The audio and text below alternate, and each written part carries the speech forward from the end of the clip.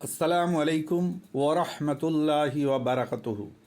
বেরাদান ইসলাম, আজকে শিক্ষা সম্পর্কে দুটি হাদিস আপনাদের কাছে রাখব। এই হাদিস সম্পর্কে একটু আলোচনা করব 2-10 মিনিট, তারপর ইনশাআল্লাহ ভিডিও শেষ হবে।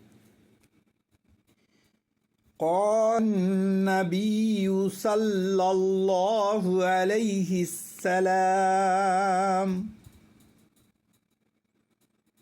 ফরিদাতুন কওমি আলা কুল্লি মুসলিমিন ওয়া মুসলিমাহ। নবী বলেন, তোমাদের জন্য শিক্ষাকে ফরজ করে দেওয়া হলো। তোমাদের জন্য শিক্ষাকে ফরজ করে দেওয়া হলো। এই শিক্ষা ইলমি শিক্ষা। এই শিক্ষা মানুষের মনকে উদার করে। এই শিক্ষা মানুষকে আল্লাহর নিকটবর্তী করে। এই শিক্ষা আল্লাহ রসুলকে চিনবার জন্যে সাহায্য করে। এই শিক্ষা সামাজিক জীবনযাপন করবার উপযুক্ত জ্ঞান দেয়। এই শিক্ষা রাজনৈতিক জীবনযাপন করবার উপযুক্ত জ্ঞান দেয়। এই শিক্ষা অর্থনৈতিক উপার্জন এবং অর্থনৈতিক ব্যয় নীতিকে নির্ধারণ করে দেয়। এই শিক্ষা মানুষকে শোষণ, অত্যাচার, নিপীড়ন, নির্যাতন থেকে শিক্ষা দান করে। সেই জন্য আল্লাহ নবী বললেন, মুসলমানদের জন্য শিক্ষাকে ফরজ করে দেওয়া হয়েছে। যারা মুসলমানদের এই শিক্ষাকে গ্রহণ করতে চান না, এই শিক্ষাকে অস্বীকার করতে চান, তাদের জন্য দু একটি কথা বলি। আল্লাহ পাক কোরআন শরীফে বললেন, বিসমিল্লাহির রহমানির রহিম, ওয়াহাল্লাল্লাহু বাইয়া ওয়াহাররামার রিবা। ওয়াহাল্লাল্লাহু বাইয়া, তোমরা তোমাদের জন্য ব্যবসাকে হালাল করে দিলাম। ওয়াহাররামার রিবা, তোমাদের জন্য সুদকে হারাম করে দিলাম। ইসলাম যে শিক্ষা দেয় তাতে ব্যবসাকে হালাল করা হয়েছে, অর্থাৎ বৈধ করা হয়েছে। কি শিক্ষা, কেমন বৈধ? কারণ যে ব্যবসার মধ্যে 3-4টা জিনিস লুকিয়ে থাকে, সেই জন্যে আল্লাহ পাক ব্যবসাকে বৈধ করেছেন। নাম্বার 1, আপনি যে ক্যাপিটালটা ব্যবসায় লাগাবেন সেই ক্যাপিটালটা শুদ্ধ হওয়া চাই।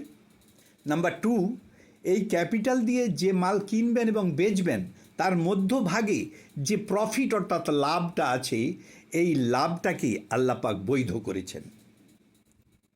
আবার এই লাভটাকে আল্লাহ পাক বলেছেন যে এমনভাবে বিশুদ্ধভাবে গ্রহণ করো যাতে তোমার উপরে ক্লেম না আসে। যেমন দাড়িপাল্লায় ওজনে কম না দেওয়া, 1। 2, মার্কেটের সাথে বাজারের সাথে মিল রেখে ব্যবসার মূল্য নির্ধারণ করা। 3, মানুষকে ঠকিয়ে না বিক্রি করা। এই 3টা জিনিস কেউ যদি ফলো করে তাহলে তার ব্যবসা অতি বৈধ। সেই সাথে তাকে রেজিকের সাথে তাকে ইবাদতকে জুড়ে দিতে হবে, তাহলে তার ব্যবসা একেবারে খাঁটি, আল্লাহ দ্বারা গৃহীত। আল্লাহ পাক ওই একই আয়াতের সাথে বললেন, ওয়াহাররামার রিবা, সুদকে আমি হারাম করে দিলাম। কারণ সুদ হলো অবৈধ জিনিস। সুদ কি করে? একটা মানুষ একটা গয়না বন্ধক দিতে গেল, গহনা নিয়ে গিয়ে বন্ধক দিতে গেল, যে এটা বলে মাসে 5 টাকা সুদ লাগবে। তুমি যত টাকা দিয়ে নিয়েছো সে টাকা তো দিতেই হবে। যদি আপনি 500 টাকা দিয়ে একটা গহনা রাখেন, ওই 500 টাকা দিতেই হবে। মাসে 5 টাকা হোক 10 টাকা হোক, আপনাকে প্রতি মাসে সুদটা গুনতে হবে যতক্ষণ না ওইটা ফেরত নেন। এইটাকে আল্লাহ পাক নিষেধ করেছেন। কোরআন শরীফে 2-3 জায়গায় আয়াত এসেছে, হারামার রিবা, সুদকে আমি হারাম করে দিলাম। আরও এক জায়গায় আছে, বিসমিল্লাহির রহমানির রহিম, ইয়া আইয়ুহাল্লাযীনা আমানু মা বাকিয়া মিনার রিবা। হে মুসলমানগণ, হে মুমিনগণ, হে মুত্তাকিগণ, সুদি কারবার যত শীঘ্র সম্ভব বন্ধ করো। আল্লাহ পাকের হুকুম এটা কোরআন শরীফে। আর সুদটা আমাদের দেশে বৈধ। ব্যাংকে যান, সুদ, পারিবারিক সুদ নেন, বাড়িতে কারো বাড়িতে সুদ নেন, কত বাড়িতে সুদের ব্যবসা খুলে রেখেছে, সুদটাকে বৈধ করা হয়েছে। কিন্তু সুদটা আসলে কি? আপনি 500 টাকা দিয়ে 500 টাকা ফেরত নেবেন, এটা বৈধ। কিন্তু 500 টাকার উপরে যখন প্রতি মাসে একটা 5 টাকা হোক 10 টাকা হোক সুদ নিচ্ছেন বা দিচ্ছেন, যেটাই করুন, দুইটাই অবৈধ। কারণ কারণ হচ্ছে সুদ হলো এক প্রকারের শোষণ, অত্যাচার, নির্যাতন, মানবিক নিয়ম বিরোধী। এই সুদ একজনকে করোড়পতি বানিয়ে দেবে, আরেকজনকে রাস্তার ফকির বানিয়ে দেবে। সুদ গুনতে গুনতে একসময় আপনার গহনাটা বিক্রি হয়ে যাবে, আপনি আর ফেরত আনতে পারবেন না। সুতরাং এটা একটা শোষণ, নির্যাতন, অত্যাচার। তাই আল্লাহ হাসি মুখে সুদকে নিষিদ্ধ করে দিলেন। ও হাররামা রিবা ইয়া আইয়ুহাল্লাযীনা আমানু মা বাকিয়া মিনার রিবা। সুতরাং সুদ আর ব্যবসার মধ্যে বিশাল পার্থক্যের প্রাচীর আছে। এই প্রাচীর মুসলমানরা অতিক্রম করে না সাধারণত। এবার কেউ কেউ করতেও পারে, সেটা তার ব্যক্তিগত ব্যাপার এবং সে তার খোদাকে জবাব দেবে। সেই একজন মুসলমানকে নিয়ে লাখো কোটি মুসলমানকে বিচার করা যাবে না, যাবে না। আর ভারতবর্ষে সুদ তো বৈধ। আমরা মুসলমানরাও ব্যাংকে গেলে সুদ ঢুকতিছে, হিন্দুরাও ব্যাংকে গেলে সুদ ঢুকতিছে। সুতরাং ভারতবর্ষ সুদের দেশ, তার মানে অবৈধ ক্রিয়াতে লিপ্ত। আর মুসলমানরা ব্যবসাতে যদি লিপ্ত হয় সেটা তার জন্যে উপকারী, কারণ ব্যবসাকে হালাল করা হয়েছে কোরআন মাজিদে। ওয়াহাল্লাল্লাহু বাইয়া, ব্যবসাকে তোমাদের জন্য বৈধ করে দিলাম, এবং তার যে প্রফিটটা, মুনাফাটা, সেটাও আল্লাহ পাক কোরআন মজিদে বললেন এটা তোমাদের জন্য বৈধ, উদ্বৃত্ত মূল্য তোমাদেরকে বৈধ করে দিলাম। তবে কিছু শর্ত আছে। ওজনে কম দেওয়া যাবে না, ঠকিয়ে পয়সা নেওয়া যাবে না। 3 হচ্ছে যে মার্কেটের থেকে, বাজারের থেকে বেশি, অতিরিক্ত বেশি দাম নেওয়া যাবে না। সুতরাং এটা একটা শিক্ষা। সুতরাং এই শিক্ষা কোথায় থেকে আমরা নিয়েছি? কোরআন মজিদ থেকে। মাদ্রাসা যদি বন্ধ হয়ে যায়, মাদ্রাসার শিক্ষা যদি বন্ধ হয়ে যায়, এই শিক্ষা মুসলমানরা পাবে কোত্থেকে? মুসলমানরা এই হিন্দুদের বা এই গায়ের কোয়ামের শিক্ষা পাবে কি শিক্ষা? না ওই সুদি ব্যবসা। সুদ খাও, সুদ করো, সুদ বেচো, সুদ দাও। সুতরাং কোনটা বেশি উৎকৃষ্ট? মাদ্রাসা থেকে পাওয়া শিক্ষা উৎকৃষ্ট শিক্ষা। কারো যদি জ্ঞান থাকে কোরআন মজিদ খুলে দেখতে পারেন যে ওই মাদ্রাসায় যে কোরআন পড়ানো হয় ওই কোরআনের ভিতরে এই শিক্ষা লুকিয়ে আছে। আরও দেখবেন যে জেনাকে বৈধ করা হয়েছে ভারতবর্ষের বুকে, কোরআনে কঠোরভাবে নিষিদ্ধ করা হয়েছে। কারণ বলি, বিসমিল্লাহির রহমান রহিম, ইয়া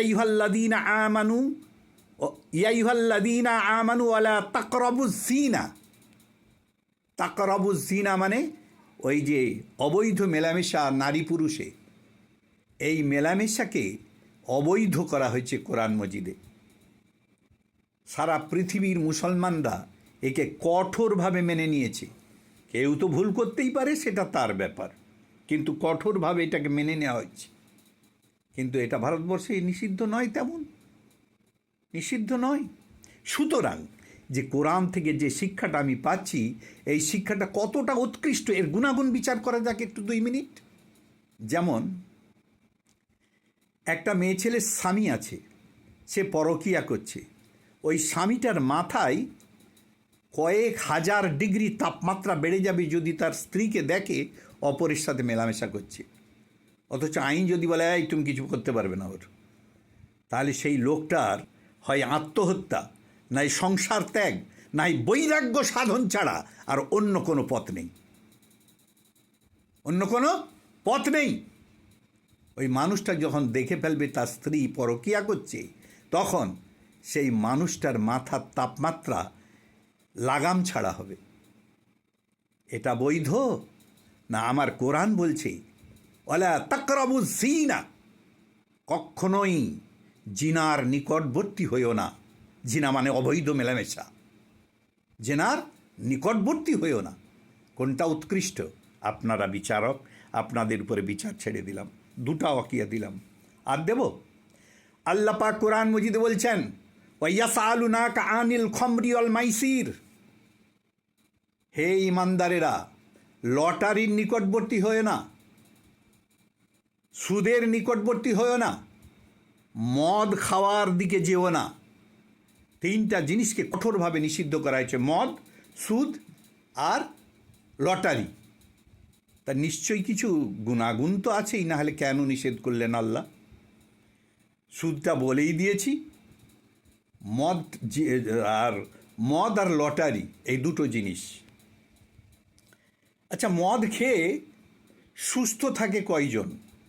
প্রথমত তার শারীরিক স্বাস্থ্য বিচার করা হোক। মদখোর লোকেদের শরীরের ভিতরে অতিরিক্ত অ্যালকোহল পয়দা হয়, সুগার বাড়ে। 2, তার কিডনিটা ভিতরে অ্যাসিড হতে হতে কিডনির যে সংকোচন প্রসারণ ক্ষমতা, যে সেলসের অ্যাক্টিভিটি, সেই অ্যাক্টিভিটিটা ধীরে ধীরে কমে যায়, ফলে তার কিডনি ড্যামেজ হয়।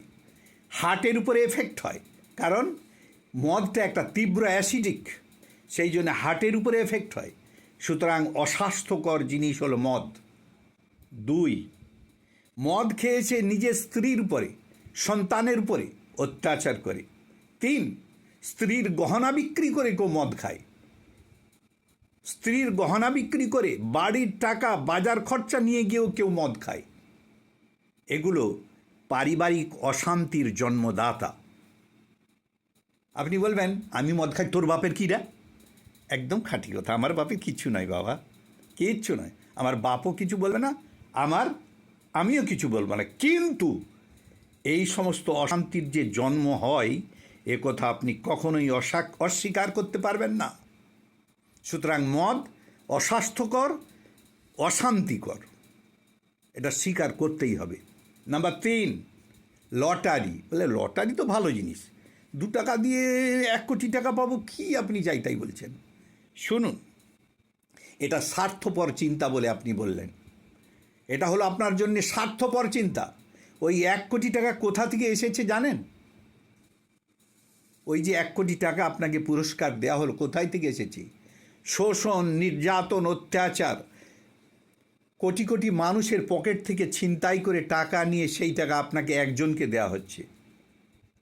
কোটি কোটি মানুষের পকেট থেকে ছিনতাই করে আপনার সুখ সমৃদ্ধি বাড়িয়ে দিচ্ছে, আর আপনিও সুখী নয়, কারণ আপনি এর আগে কয়েক লক্ষ টাকা ব্যয় করেছেন ওইভাবে লটারি কেটে কেটে। এটা আপনার নেশায় পরিণত হয়েছে। সিগারেট, বিড়ি, গাঁজা, আফিং, চরস, মদ, হিরোইন, ব্রাউন সুগার, এই যে নেশার দ্রব্যগুলো, এগুলো যেরকম নেশা তৈরি করে, ওই রকম লটারি, জুয়াও নেশা তৈরি করে। অস্বাস্থ্যকর, অশান্তিকর, অর্থহানিকর। এইগুলো কিন্তু আমরা কোরআন থেকেই শিখেছি। সুতরাং কোরআন পড়া যদি বন্ধ হয়ে যায়, তাহলে এই শিক্ষা আমাদের কোথা থেকে আসবে? এই আদর্শগুলো আমাদের মধ্যে কোথায় থেকে আসবে? সুতরাং মাদ্রাসা শিক্ষা সমাজকে কলুষিত করে না, সমাজের মুখকে উজ্জ্বল করে। I believe it. And so many causes are there. I can prove it. The Holy Quran teaches all the world people to make himself good, better and best. Thank you. Assalamu alaikum wa rahmatullahi wa barakatuh.